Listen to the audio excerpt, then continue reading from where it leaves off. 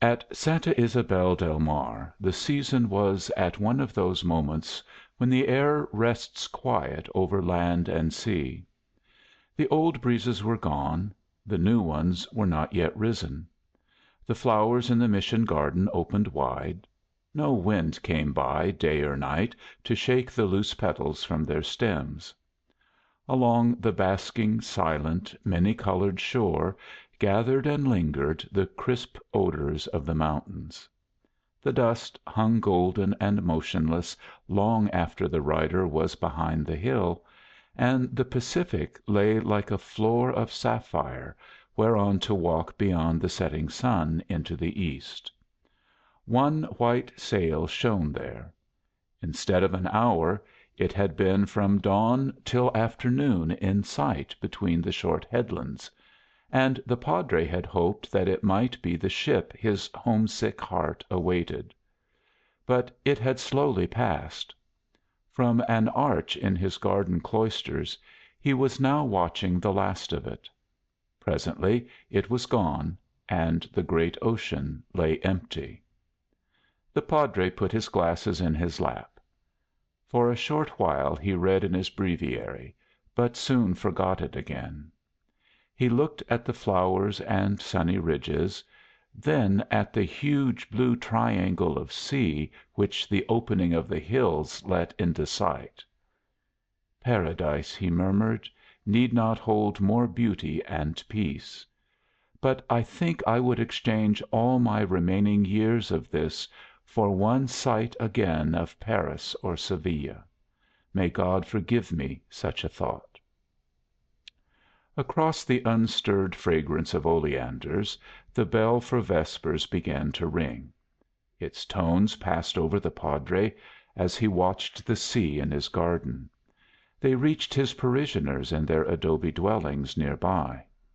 The gentle circles of sound floated outward upon the smooth, immense silence; over the vines and pear trees, down the avenues of the olives, into the planted fields, whence women and children began to return; then out of the lap of the valley along the yellow uplands, where the men that rode among the cattle paused, looking down like birds at the map of their home. Then the sound widened, faint, unbroken, until it met temptation in the guise of a youth riding toward the Padre from the south, and cheered the steps of temptation's jaded horse. "For a day, one single day of Paris," repeated the Padre, gazing through his cloisters at the empty sea. Once in the year the mother world remembered him. Once in the year, from Spain, tokens and home tidings came to him, sent by certain beloved friends of his youth. A barkentine brought him these messages. Whenever thus the mother world remembered him, it was like the touch of a warm hand, a dear and tender caress. A distant life, by him long left behind, seemed to be drawing the exile homeward from these alien shores. As the time for his letters and packets drew near, the eyes of Padre Ignacio would be often fixed wistfully upon the harbor, watching for the barkentine. Sometimes, as to day, he mistook other sails for hers, but hers he mistook never.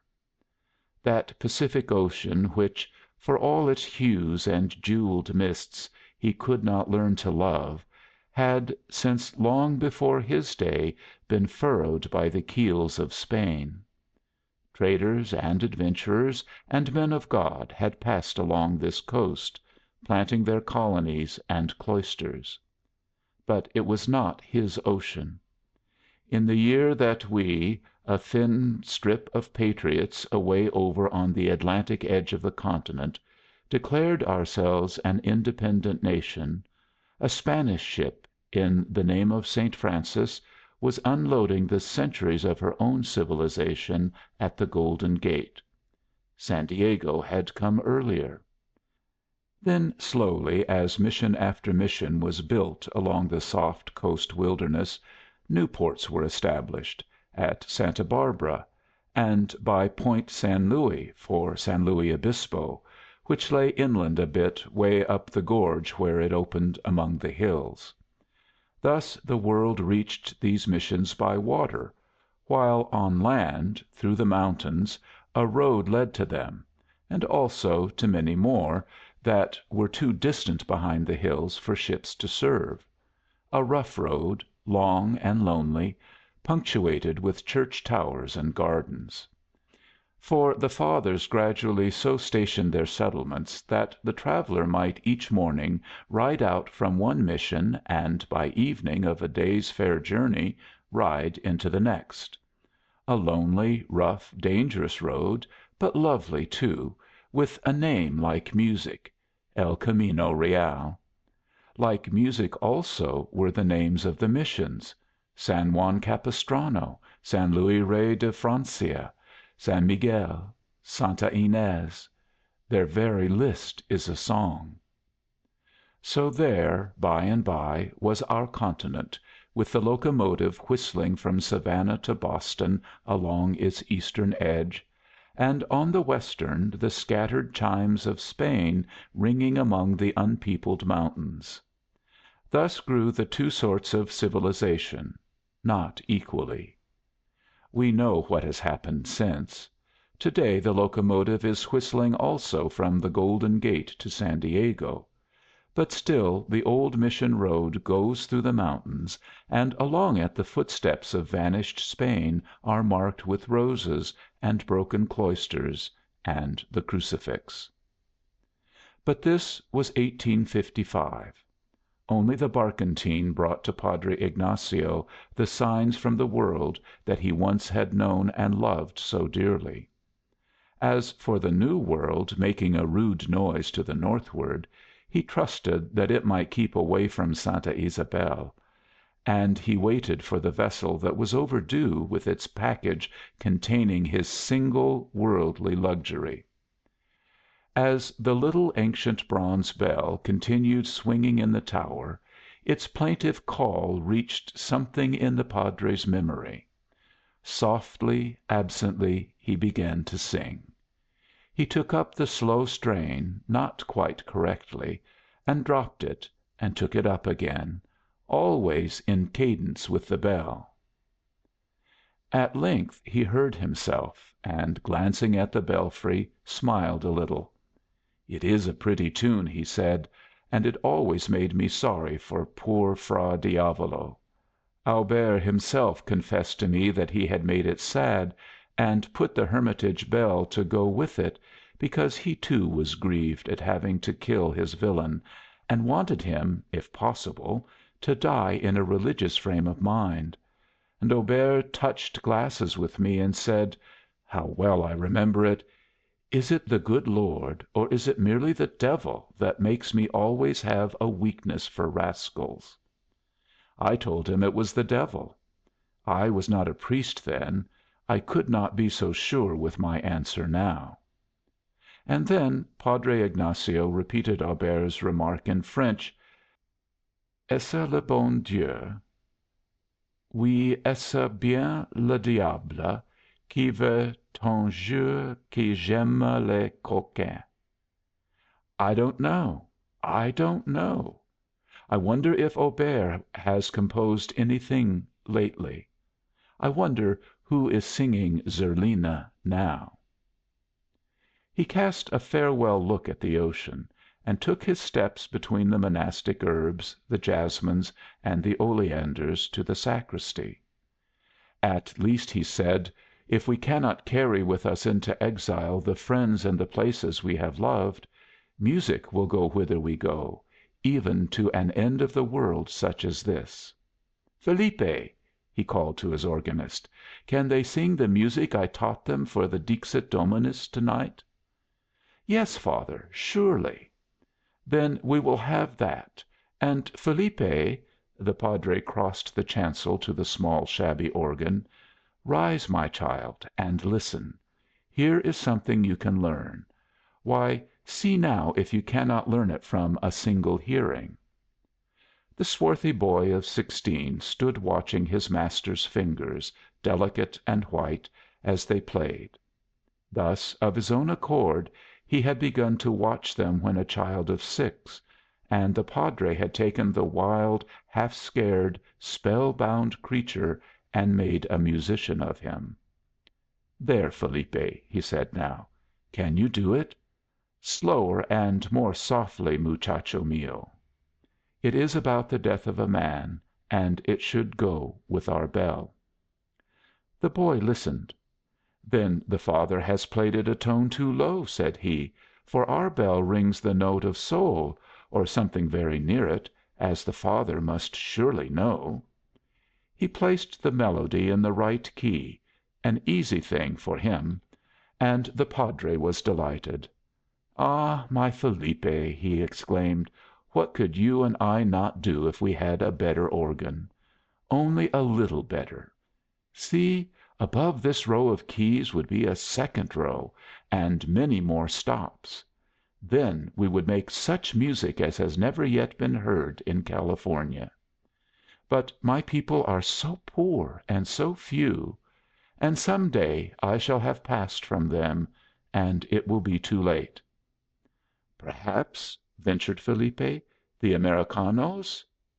"They care nothing for us, Felipe. They are not of our religion, or of any religion, from what I can hear. Don't forget my Dixit Dominus." The Padre retired once more to the sacristy, while the horse that brought temptation came over the hill. The hour of service drew near, and as the Padre waited he once again stepped out for a look at the ocean.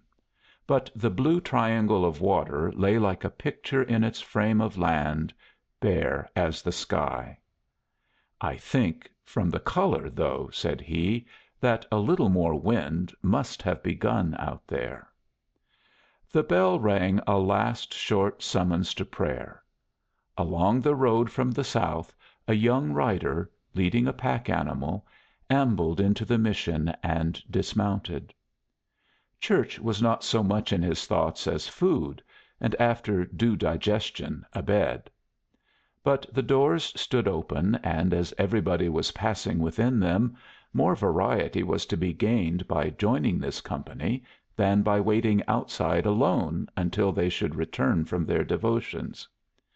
So he seated himself in a corner near the entrance, and after a brief, jaunty glance at the sunburned, shaggy congregation, made himself as comfortable as might be. He had not seen a face worth keeping his eyes open for. The simple choir and simple fold, gathered for evensong, paid him no attention. A rough American bound for the mines was but an object of aversion to them. The Padre, of course, had been instantly aware of the stranger's presence. To be aware of unaccustomed presences is the sixth sense with vicars of every creed and heresy. And if the parish is lonely and the worshippers few and seldom varying, a newcomer will gleam out like a new book to be read. And a trained priest learns to read keenly the faces of those who assemble to worship under his guidance. But American vagrants, with no thoughts save of gold digging and an overweening illiterate jargon for speech, had long ceased to interest this priest, even in his starvation for company and talk from the outside world. And therefore, after the intoning, he sat with his homesick thoughts unchanged, to draw both pain and enjoyment from the music that he had set to the Dixit Dominus. He listened to the tender chorus that opens William Tell, and as the Latin psalm proceeded, pictures of the past rose between him and the altar. One after another came those strains he had taken from operas famous in their day, until at length the Padre was murmuring to some music seldom long out of his heart, not the Latin verse which the choir sang, but the original French words: "Ah, voilà mon envie, voilà mon seul désir, rendez-moi ma patrie, en laissez-moi mourir," which may be rendered, But one wish I implore, one wish is all my cry, give back my native land once more, give back or let me die." Then it happened that his eye fell again upon the stranger near the door, and he straightway forgot his Dixit Dominus. The face of the young man was no longer hidden by the slouching position he had at first taken. "I only noticed his clothes at first," thought the Padre. Restlessness was plain upon the handsome brow, and violence was in the mouth. But Padre Ignacio liked the eyes. "He is not saying any prayers," he surmised presently. "I doubt if he has said any for a long while. And he knows my music. He is of educated people. He cannot be American. And now yes, he has taken, I think it must be a flower from his pocket. I shall have him to dine with me." And vespers ended with rosy clouds of eagerness drifting across the Padre's brain. But the stranger made his own beginning. As the priest came from the church, the rebellious young figure was waiting. "Your organist tells me," he said, impetuously, "that it is you who—" "May I ask with whom I have the great pleasure of speaking?" said the Padre, putting formality to the front and his pleasure out of sight. The stranger's face reddened beneath its sun‐beaten bronze, and he became aware of the Padre's pale features molded by refinement and the world. "I beg your lenience," said he, with a grateful and confident utterance, as of equal to equal. "My name is Gaston Vierre, and it was time I should be reminded of my manners." The Padre's hand waved a polite negative. "Indeed, yes, Padre. But your music has amazed me.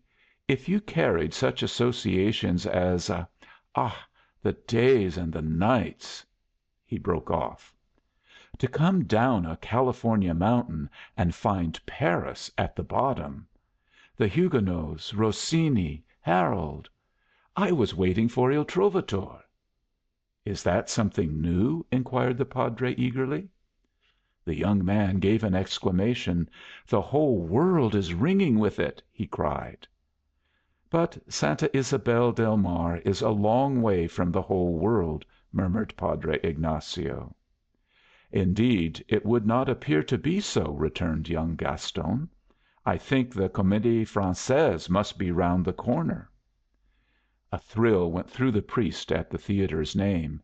"And have you been long in America?" he asked. "Why, always, except 2 years of foreign travel after college." "An American!" exclaimed the surprised Padre, with perhaps a tone of disappointment in his voice. "But no Americans who are yet come this way have been—he veiled the too blunt expression of his thought—have been familiar with the Huguenots," he finished, making a slight bow. Villere took his under meaning. "I come from New Orleans," he returned, "and in New Orleans there live many of us who can recognize—who can recognize good music wherever we hear it." And he made a slight bow in his turn. The Padre laughed outright with pleasure, and laid his hand upon the young man's arm. "You have no intention of going away to morrow, I trust." "With your leave," answered Gaston, "I will have such an intention no longer." It was with the air and gait of mutual understanding that the two now walked on together toward the Padre's door. The guest was 25, the host 60. "And have you been in America long?" inquired Gaston. 20 years. "And at Santa Ysabel how long?" 20 years. "I should have thought," said Gaston, looking lightly at the desert and unpeopled mountains, "that now and again you might have wished to travel." "Were I your age," murmured Padre Ignacio, "it might be so." The evening had now ripened to the long afterglow of sunset. The sea was the purple of grapes, and wine colored hues flowed among the high shoulders of the mountains. "I have seen a sight like this," said Gaston, between Granada and Malaga. "So you know Spain," said the padre. Often he had thought of this resemblance, but never till now met any one to share his thought. The courtly proprietor of San Fernando and the other patriarchal rancheros with whom he occasionally exchanged visits across the wilderness knew hospitality and inherited gentle manners, sending to Europe for silks and laces to give their daughters, but their eyes had not looked upon Granada, and their ears had never listened to William Tell. "It is quite singular," pursued Gaston, "how one nook in the world will suddenly remind you of another nook that may be thousands of miles away. One morning, behind the Quai Voltaire, an old yellow house with rusty balconies made me almost homesick for New Orleans." "The Quai Voltaire!" said the padre. "I heard Rachel in Valerie that night," the young man went on. "Did you know that she could sing, too? She sang several verses by an astonishing little Jew violoncellist that is come up over there." The padre gazed down at his blithe guest. "To see somebody once again is very pleasant to a hermit." "It cannot be more pleasant than arriving at an oasis," returned Gaston. They had delayed on the threshold to look at the beauty of the evening, and now the priest watched his parishioners come and go. "How can one make companions?" he began; then, checking himself, he said, "Their souls are as sacred and immortal as mine, and God helps me to help them. But in this world it is not immortal souls that we choose for companions, it is kindred tastes, intelligences, and so I and my books are growing old together, you see," he added more lightly. "You will find my volumes as behind the times as myself." He had fallen into talk more intimate than he wished, and while the guest was uttering something polite about the nobility of missionary work, he placed him in an easy chair and sought aguardiente for his immediate refreshment. Since the year's beginning there had been no guest for him to bring into his rooms, or to sit beside him in the high seats at table, set apart for the gente fina. Such another library was not then in California; and though Gaston Vierre, in leaving Harvard College, had shut Horace and Sophocles forever at the earliest instant possible under academic requirements, he knew the Greek and Latin names that he now saw as well as he knew those of Shakespeare, Dante, Molière, and Cervantes. These were here also, but it could not be precisely said of them either that they made a part of the young man's daily reading. As he surveyed the padre's august shelves, it was with a touch of the histrionic Southern gravity which his Northern education had not wholly schooled out of him that he said, "I fear I am no scholar, sir, but I know what writers every gentleman ought to respect." The polished padre bowed gravely to this compliment. It was when his eyes caught sight of the music that the young man felt again at ease, and his vivacity returned to him. Leaving his chair, he began enthusiastically to examine the tall piles that filled one side of the room. The volumes lay piled and scattered everywhere, making a pleasant disorder; and, as perfume comes from a flower, memories of singers and chandeliers rose bright from the printed names. Norma, Tancredi, Don Pasquale, La Vestale, dim lights in the fashions of to day, sparkled upon the exploring Gaston, conjuring the radiant halls of Europe before him. "The Barber of Seville!" he presently exclaimed. "And I happened to hear it in Seville." But Seville's name brought over the padre a new rush of home thoughts. "Is not Andalusia beautiful?" he said. "Did you see it in April, when the flowers come?" "Yes," said Gaston among the music. "I was at Cordova then." "Ah, Cordova," murmured the padre. "Semiramide. cried Gaston, lighting upon that opera. "That was a week! I should like to live it over, every day and night of it." "Did you reach Malaga from Marseilles or Gibraltar?" asked the Padre, wistfully. "From Marseilles. Down from Paris through the Rhone Valley, you know." "Then you saw Provence. And did you go perhaps from Avignon to Nismes by the Pont du Gard? There is a place I have made there, a little place, with olive trees; and now they have grown, and it looks something like that country, if you stand in a particular position. I will take you there to morrow. I think you will understand what I mean." "Another resemblance," said the volatile and happy Gaston. "We both seem to have an eye for them. But believe me, Padre, I could never stay here planting olives. I should go back and see the original ones, and then I'd hasten on to Paris."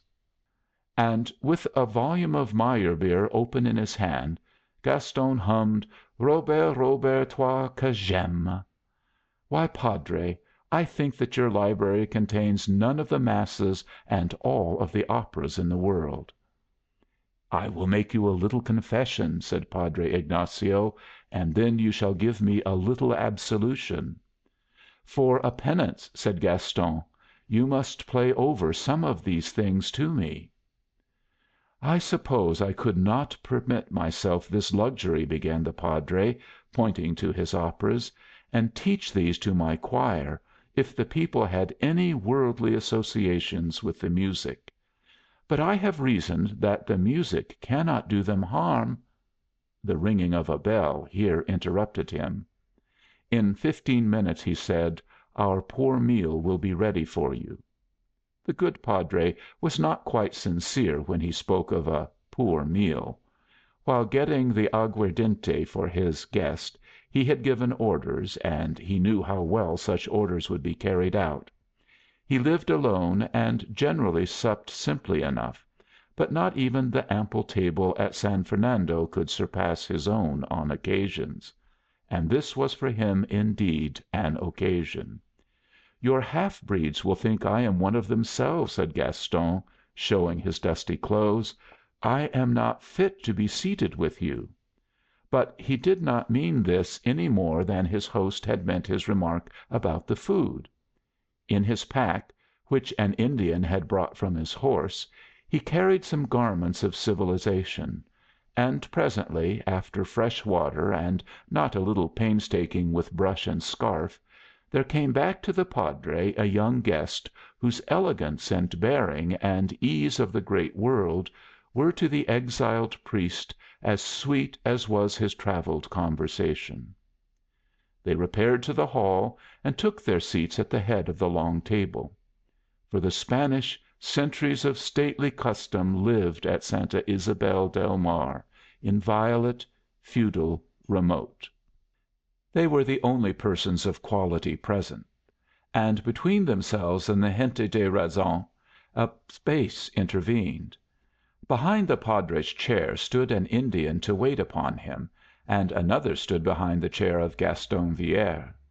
Each of these servants wore one single white garment, and offered the many dishes to the gente fina and refilled their glasses. At the lower end of the table a general attendant waited upon mesclados, the half breeds. There was meat with spices, and roasted quail, with various cakes and other preparations of grain; also the brown, fresh olives and grapes, with several sorts of figs and plums and preserved fruits, and white and red wine, the white 50 years old.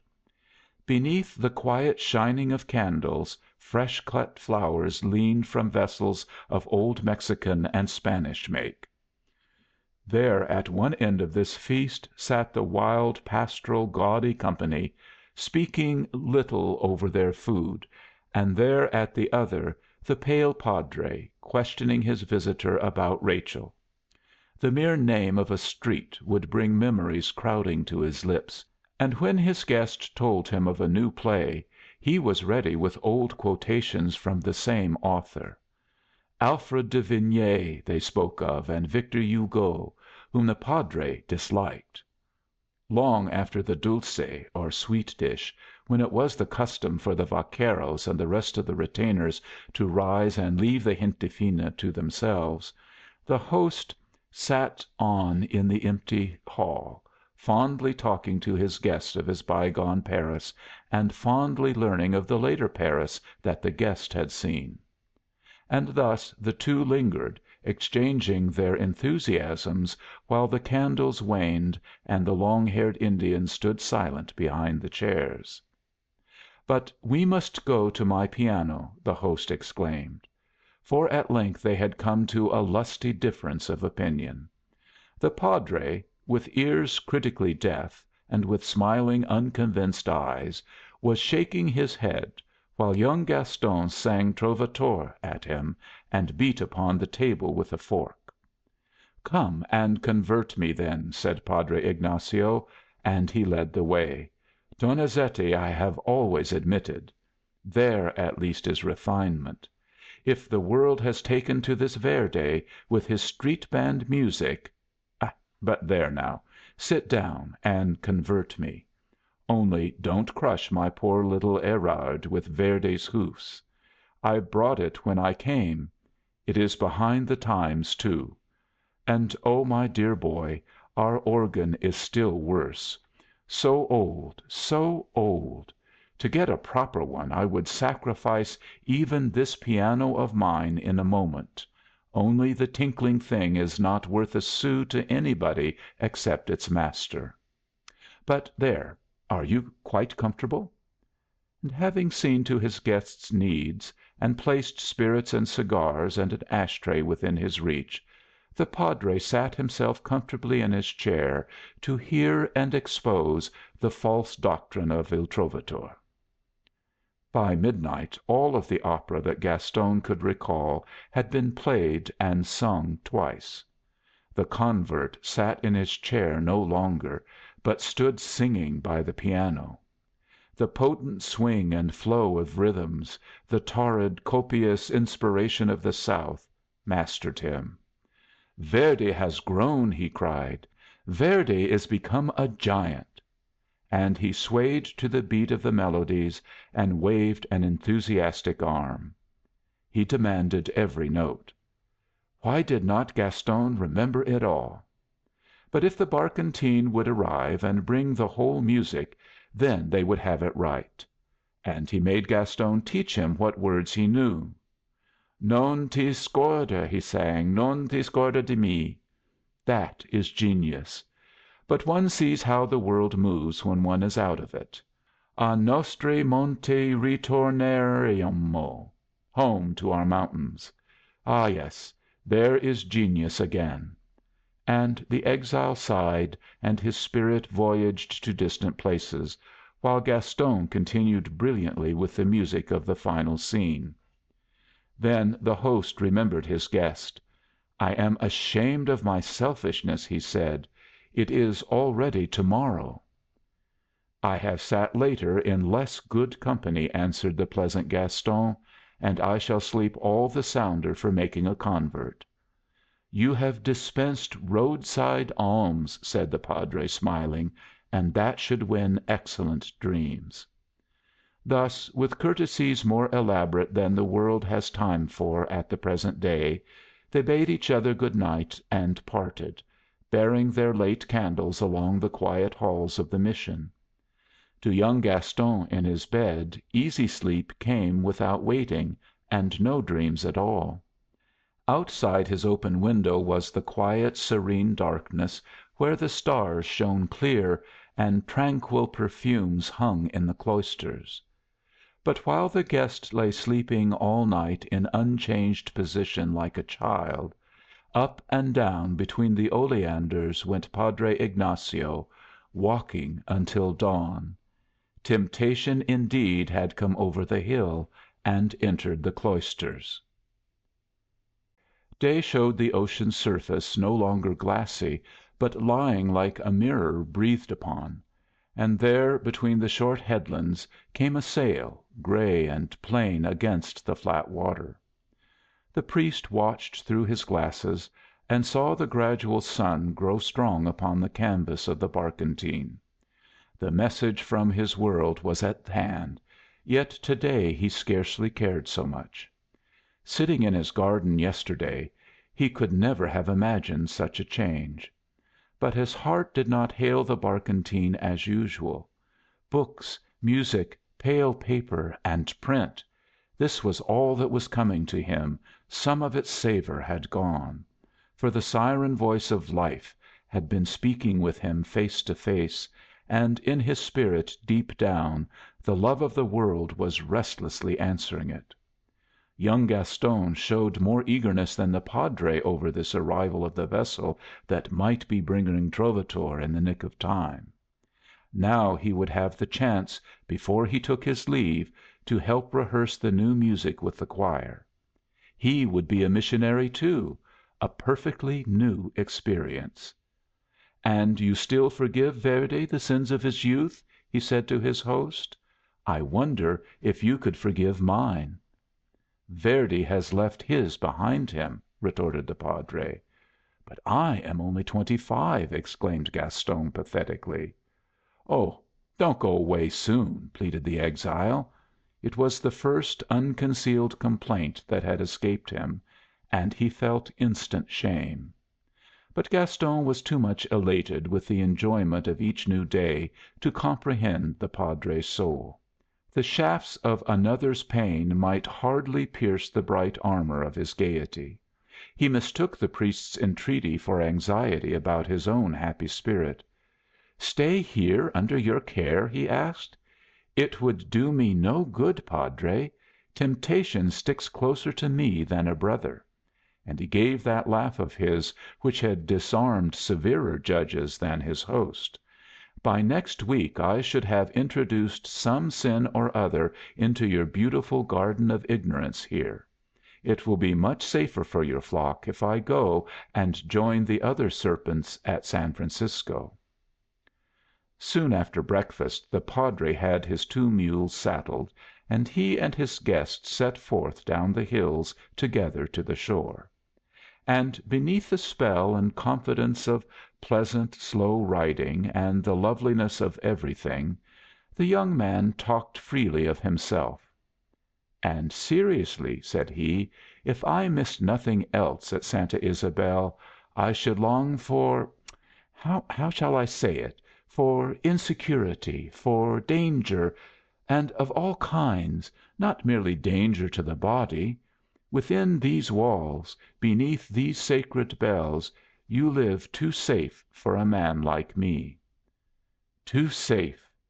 These echoed words upon the lips of the pale Padre were a whisper too light, too deep for Gaston's heedless ear. "Why," the young man pursued in a spirit that was but half levity, "though I yield often to temptation, at times I have resisted it, and here I should miss the very chance to resist. Your garden could never be Eden for me, because temptation is absent from it." Absent! Still lighter, still deeper was this whisper that the Padre breathed. "I must find life," exclaimed Gaston, "and my fortune at the mines, I hope. I am not a bad fellow, Father. You can easily guess all the things I do. I have never, to my knowledge, harmed any one. I didn't even try to kill my adversary in an affair of honor. I gave him a mere flesh wound, and by this time he must be quite recovered. He was my friend. But as he came between me " Gaston stopped, and the Padre looked keenly at him, saw the violence that he had noticed in church pass like a flame over the young man's handsome face. "That's nothing dishonorable," said Gaston, answering the priest's look. And then, because this look made him not quite at his ease, "Perhaps a priest might feel obliged to say it was dishonorable. She and her father were a man owes no fidelity before he is but you might say that had been dishonorable." "I have not said so, my son." "I did what every gentleman would do," insisted Gaston. "And that is often wrong," said the Padre, gently and gravely. but I'm not your confessor." "No," said Gaston, looking down, "and it is all over. It will not begin again. Since leaving New Orleans I have traveled an innocent journey straight to you. And when I make my fortune I shall be in a position to return and " "Claim the pressed flower?" suggested the Padre. He did not smile. "Ah, you remember how those things are," said Gaston, and he laughed and blushed. "Yes," said the Padre, looking at the anchored barkentine, "I remember how those things are." For a while the vessel and its cargo and the landed men and various businesses and conversations occupied them; but the freight for the mission once seen to, there was not much else to detain them. The barkentine was only a coaster, like many others, which had begun to fill the sea a little more of late years, and presently host and guest were riding homeward. Side by side they rode, companions to the eye, but wide apart in mood. Within the turbulent young figure of Gaston dwelt a spirit that could not be more at ease, while revolt was steadily kindling beneath the schooled and placid mask of the Padre. Yet still the strangeness of his situation in such a remote, resourceless place came back as a marvel into the young man's lively mind. 20 years in prison, he thought, and hardly aware of it. And he glanced at the silent priest. A man so evidently fond of music, of theaters, of the world, to whom pressed flowers had meant something once, and now contented to bleach upon these wastes. Not even desirous of a brief holiday, but finding an old organ and some old operas enough recreation. "It is his age, I suppose," thought Gaston. And then the notion of himself when he should be 60 occurred to him, and he spoke. "Do you know, I do not believe," said he, "that I should ever reach such contentment as yours." "Perhaps you will," said Padre Ignacio, in a low voice. "Never," declared the youth. "It comes only to the few, I am sure." "Yes, only to the few," murmured the Padre. "I am certain that it must be a great possession," Gaston continued, "and yet dear me, life is such a splendid thing." "There are several ways to live it," said the Padre. "Only one for me," cried Gaston. "Action, men, women, things. To be there, to be known, to play a part, to sit in the front seats, to have people tell one another, 'There goes Gaston Vierre,' and to deserve one's prominence. Why, if I was Padre of Santa Isabel del Mar for 20 years, no, for 1 year, do you know what I should have done? Some day it would have been too much for me. I should have left those savages to a pastor nearer their own level, and I should have ridden down this cañon upon my mule and stepped on board the barkentine and gone back to my proper sphere. You will understand, sir, that I am far from venturing to make any personal comment. I am only thinking what a world of difference lies between natures that can feel as alike as we do upon so many subjects. Why, not since leaving New Orleans have I met any one with whom I could talk, except of the weather and the brute interests common to us all. That such an one as you should be here is like a dream." "But it is not a dream," said the Padre. "And, sir, pardon me if I do say this, are you not wasted at Santa Isabel del Mar? I have seen the priests at the other missions. They are the sort of good men that I expected. But are you needed to save such souls as these?" "There is no aristocracy of souls," said the Padre, again whispering. "But the body and the mind!" cried Gaston. "My God, are they nothing? Do you think that they are given to us for nothing but a trap? You cannot teach such a doctrine with your library there. And how about all the cultivated men and women away from whose quickening society the brightest of us grow numb? You have held out, but will it be for long? Are you never to save any souls of your own kind? Are not 20 years of mescalados enough? No, no," finished young Gaston, hot with his unforeseen eloquence. "I should ride down some morning and take the Barcontine." Padre Ignacio was silent for a space. "I have not offended you?" asked the young man. "No, anything but that. You are surprised that I should choose to stay here. Perhaps you may have wondered how I came to be here at all." "I had not intended any impertinent " "Oh, no, no. Put such an idea out of your head, my son. You may remember that I was going to make you a confession about my operas. Let us sit down in this shade." So they picketed the mules near the stream and sat down.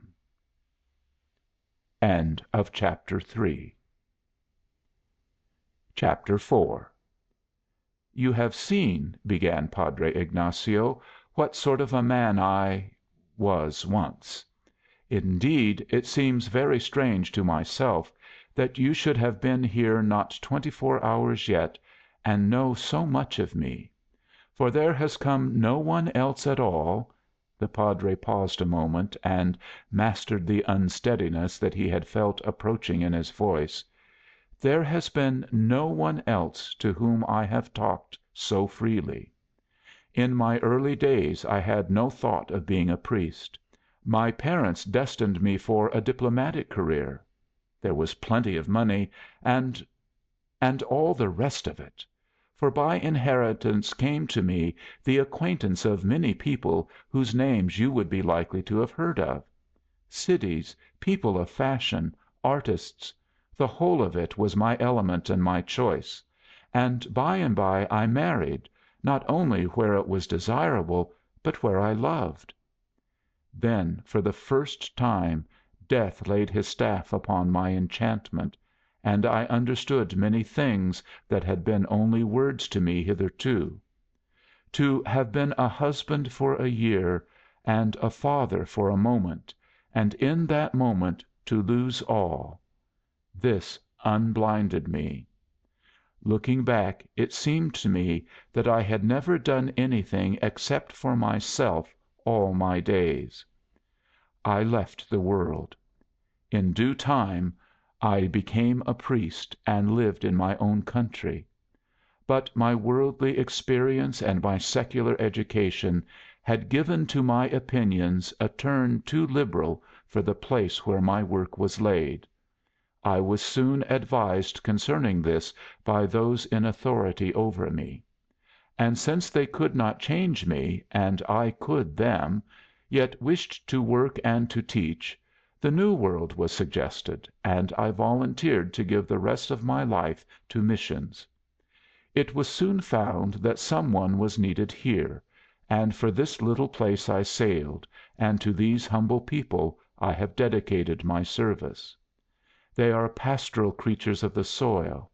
Their vineyard and cattle days are apt to be like the sun and storm around them, strong alike in their evil and in their good. All their years they live as children, children with men's passions given to them like deadly weapons, unable to measure the harm their impulses may bring.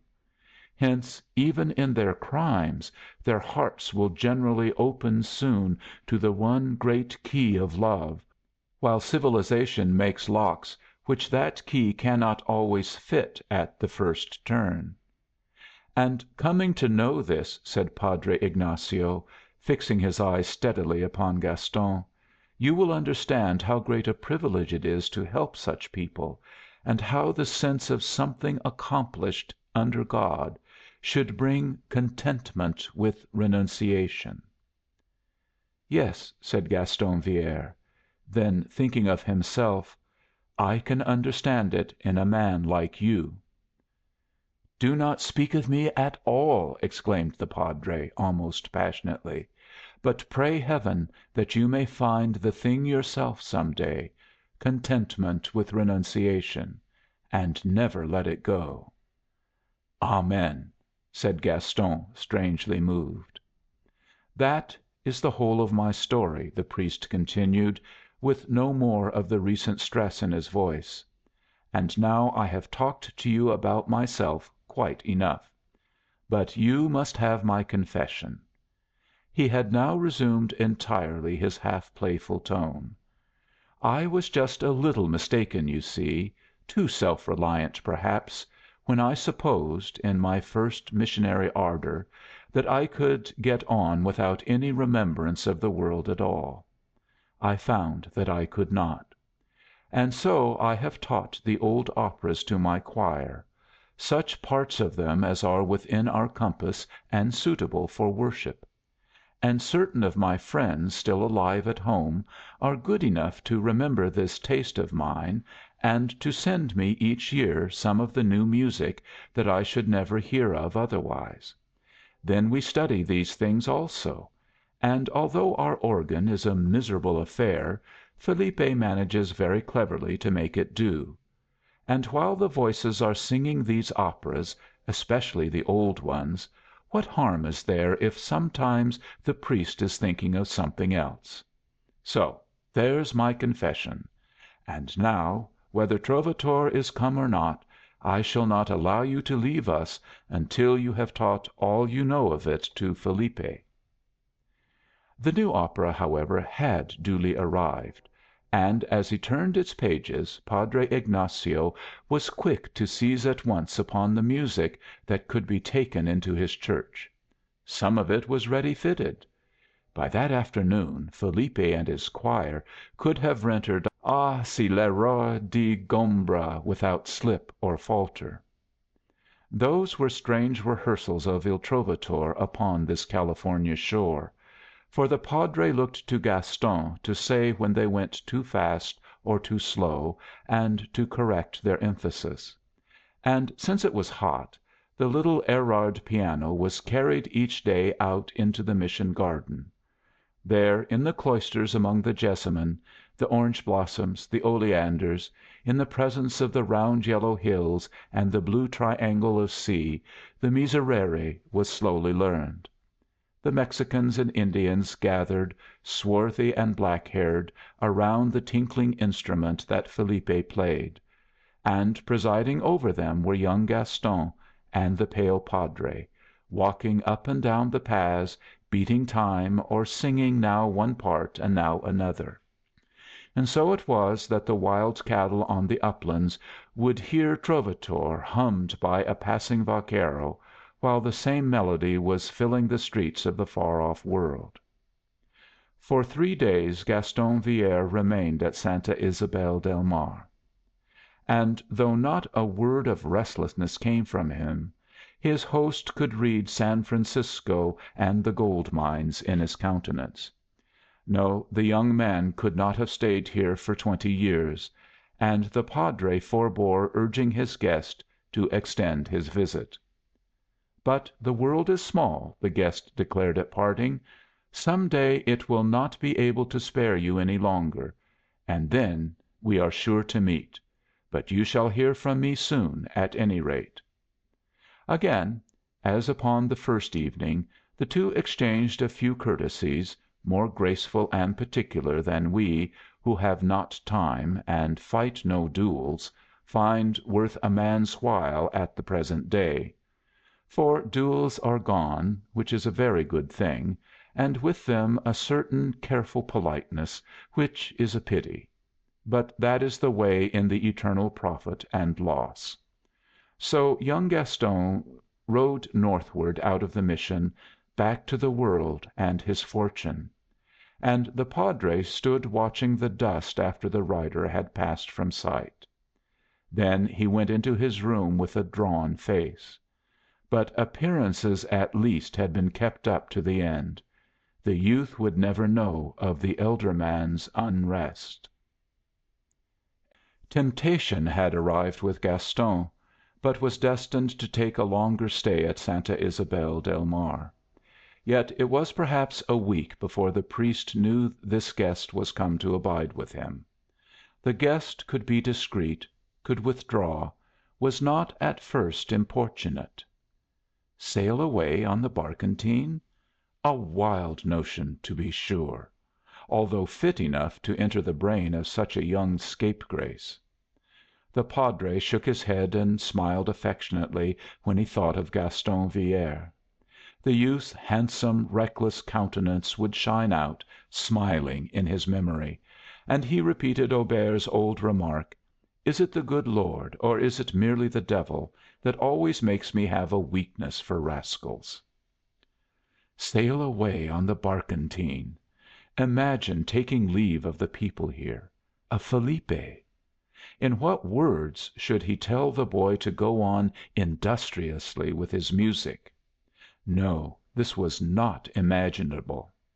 The mere parting alone would make it forever impossible to think of such a thing.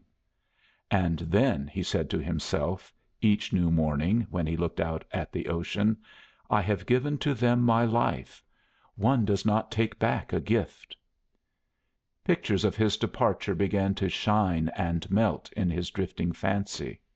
He saw himself explaining to Felipe that now his presence was wanted elsewhere, that then would come a successor to take care of Santa Ysabel, a younger man, more useful, and able to visit sick people at a distance. For I am old now, I should not be long in any case. He stopped and pressed his hands together. He had caught his temptation in the very act. Now he sat staring at his temptation's face, close to him, while then in the triangle two ships went sailing by. One morning Felipe told him that the Barcontine was here on its return voyage south. "Indeed," said the padre, coldly. "The things are ready to go, I think." For the vessel called for mail and certain boxes that the mission sent away. Felipe left the room in wonder at the padre's manner. But the priest was laughing secretly to see how little it was to him where the Barcontine was, or whether it should be coming or going. But in the afternoon, at his piano, he found himself saying, "Other ships call here, at any rate." And then for the first time he prayed to be delivered from his thoughts. Yet presently he left his seat and looked out of the window for a sight of the Barcontine. But it was gone. The season of the wine making passed, and the preserving of all the fruits that the mission fields grew. Lotions and medicines were distilled from garden herbs, perfume was manufactured from the petals of flowers and certain spices, and presents of it dispatched to San Fernando and Ventura, and to friends at other places; for the padre had a special receipt. As the time ran on, 2 or 3 visitors passed a night with him; and presently there was a word at various missions that Padre Ignacio had begun to show his years. At Santa Isabel del Mar they whispered, "The padre is not well." Yet he rode a great deal over the hills by himself, and down the cañon very often, stopping where he had sat with Gaston, to sit alone and look up and down, now at the hills above, and now at the ocean below. Among his parishioners he had certain troubles to soothe, certain wounds to heal, a home from which he was able to drive jealousy, a girl whom he bade her lovers set right. But all said, "The padre is unwell." And Felipe told them that the music seemed nothing to him any more. He never asked for his Dixit Dominus nowadays. Then for a short time he was really in bed, feverish with the 2 voices that spoke to him without ceasing. "You have given your life," said one voice. "And therefore," said the other, "have earned the right to go home and die." "You are winning better rewards in the service of God," said the first voice. "God can be served better in other places," answered the second. As he lay listening he saw Seville again, and the trees of Aranhal, where he had been born. The wind was blowing through them, and in their branches he could hear the nightingales. "Empty, empty," he said, aloud. And he lay for 2 days and nights hearing the wind and the nightingales in the far trees of Aranhal. But Felipe, watching, only heard the Padre crying through the hours, "Empty, empty." Then the wind in the trees died down, and the Padre could get out of bed and soon be in the garden. But the voices within him still talked all the while as he sat watching the sails when they passed between the headlands.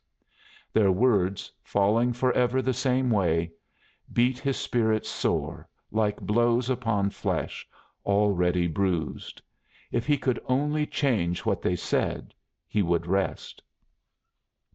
"Has the Padre any mail for Santa Barbara?" asked Felipe. "The ship bound southward should be here to morrow." "I will attend to it," said the priest, not moving; and Felipe stole away. At Felipe's words the voices had stopped, as a clock finishes striking. Silence, strained like expectation, filled the Padre's soul. But in place of the voices came old sights of home again, the waving trees at Aranhal. Then it would be Rachel for a moment, declaiming tragedy while a houseful of faces that he knew by name watched her. And through all the panorama rang the pleasant laugh of Gaston. For a while in the evening the Padre sat at his Erard playing Trovatore. Later, in his sleepless bed he lay, saying now and then, "To die at home. Surely I may be granted at least this." And he listened for the inner voices. But they were not speaking any more, and the black hole of silence grew more dreadful to him than their arguments. Then the dawn came in at his window, and he lay watching its gray grow warm into color, until suddenly he sprang from his bed and looked at the sea. Blue it lay, sapphire hued and dancing with the points of gold, lovely and luring as a charm. And over its triangle the southbound ship was approaching. People were on board who in a few weeks would be sailing the Atlantic, while he would stand here looking out of this same window. "Merciful God!" he cried, sinking on his knees. "Heavenly Father, Thou seest this evil in my heart. Thou knowest that my weak hand cannot pluck it out. My strength is breaking, and still Thou makest my burden heavier than I can bear." He stopped, breathless and trembling. The same vision was flitting across his closed eyes, the same silence gaped like a dry crater in his soul. "There is no help in earth or heaven," he said, very quietly, and he dressed himself. Chapter VI. It was still so early that few of the Indians were stirring, and one of these saddled the Padre's mule. Felipe was not yet awake, and for a moment it came in the priest's mind to open the boy's door softly, look at him once more, and come away. But this he did not, nor even take a farewell glance at the church and organ. He bade nothing farewell, but turning his back upon his room and his garden, rode down the cañon. The vessel lay at anchor, and some one had landed from there and was talking with other men on the shore. Seeing the priest slowly coming, this stranger approached to meet him. "You are connected with the mission here?" he inquired. "I am." "Perhaps it is with you that Gaston Vierre stopped?" "The young man from New Orleans? Yes, I am Padre Ignacio." "Then you'll save me a journey. I promised him to deliver these into your own hands." The stranger gave them to him. "A bag of gold dust," he explained, "and a letter.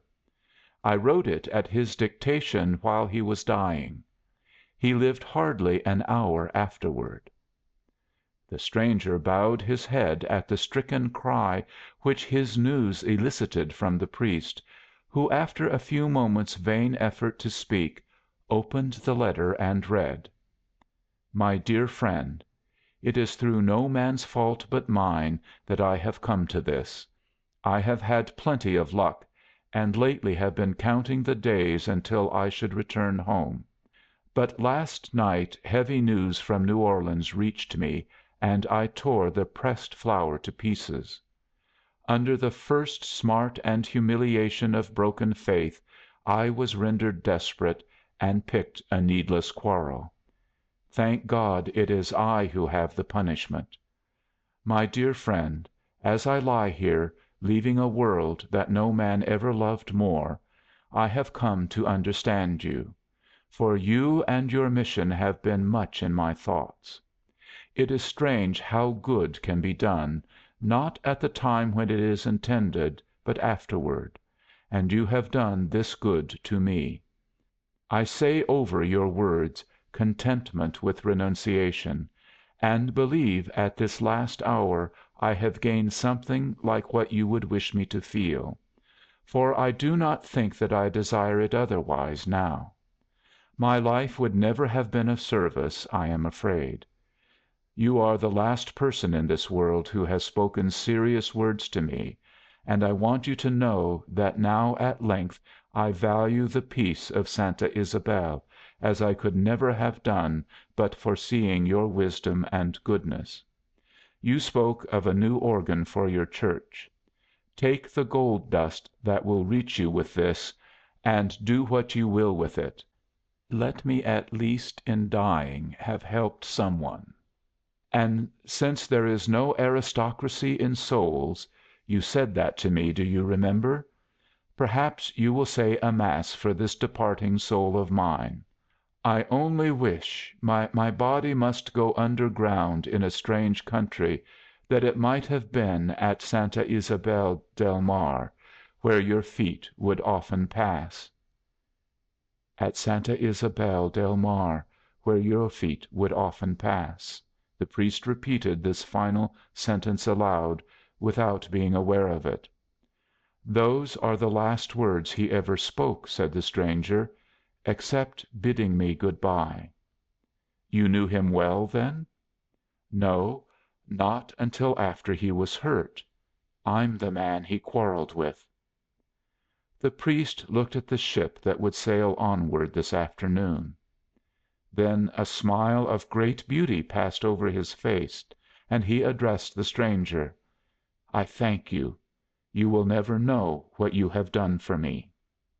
"It is nothing," answered the stranger awkwardly. "He told me you set great store on a new organ." Padre Ignacio turned away from the ship and rode back through the gorge. When he had reached the shady place where once he had sat with Gaston Vierre, he dismounted and again sat there, alone by the stream, for many hours. Long rides and outings had been lately so much his custom that no one thought twice of his absence; and when he resumed to the mission in the afternoon, the Indian took his mule, and he went to his seat in the garden. But it was with another look that he watched the sea, and presently the sail moved across the blue triangle, and soon it had rounded the headland. With it departed temptation forever. Gaston's first coming was in the Padre's mind, and as the vesper bell began to ring in the cloistered silence, a fragment of Auber's plaintive tune passed like a sigh across his memory. For the repose of Gaston's young, world loving spirit they sang all that he had taught them of Il Trovatore. After this day Felipe and all those who knew and loved the Padre best saw serenity had returned to his features, but for some reason they began to watch those features with more care. Still, they said, he is not old, and as the months went by they would repeat, "We shall have him yet for many years." Thus the season rolled round, bringing the time for the expected messages from the world. Padre Ignacio was wont to sit in his garden, waiting for the ship as of old. As of old, they said cheerfully who saw him. But renunciation with contentment they could not see; it was deep down in his silent and thanked heart. One day Felipe went to call him from his garden seat, wondering why the ringing of the bell had not brought him to vespers. Breviary in lap, and hands folded upon it, the Padre sat among his flowers, looking at the sea. Out there, amid the sapphire blue, tranquil, and white, gleamed the sails of the Barcontine. It had brought him a new message, not from this world; and Padre Ignacio was slowly borne in from the garden, while the mission bell tolled for the passing of a human soul.